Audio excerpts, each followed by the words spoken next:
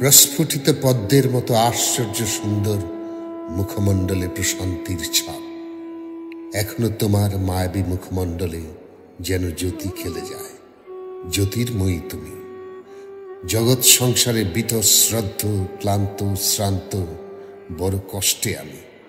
আমার সব স্তব স্তুতি নিয়ে দেবীর মতো তোমার চরণে সমর্পিত হই বারবার। ক্ষমা করো দেবী আমার সকল ভুল ত্রুটি অপরাধ, আমার সকল কষ্ট বিষাদ দুঃখ যাতনা, সকল অন্ধকার পাপবোধের কষ্ট হরণ করো। তুমি প্রসন্ন হও অসীম ক্ষমায়।